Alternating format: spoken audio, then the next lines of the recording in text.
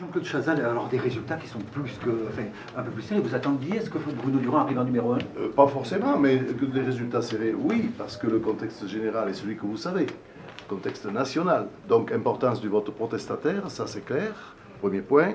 Deuxième point, ce qui nous a plombé, c'est qu'on a su très tard, trop tard, quelles seraient les compétences en définitive du département.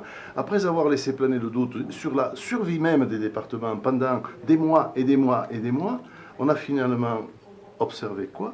C'est que, hormis les transports, vous l'avez vu, en première lecture à l'Assemblée nationale après le Sénat, les départements gardent leurs compétences essentielles. De même, la fameuse question du seuil de population à partir duquel devraient atteindre les communautés de communes futures, 20 000 habitants, j'ai démenti dans l'Osère Nouvelle il y a 15 jours, rien n'y fait.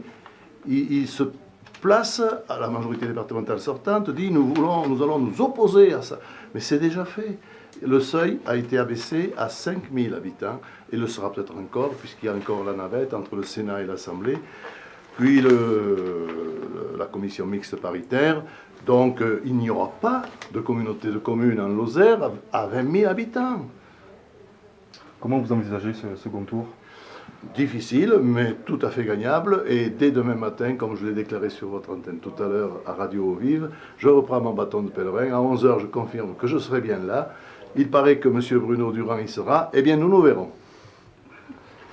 Les candidats, les électeurs du Front de gauche, vous lancez un appel à leur égard? Écoutez, moi je considère que c'est à eux de se déterminer. Nous avons fait une campagne propre vis-à-vis d'eux. Il n'y a aucun souci de ce côté-là.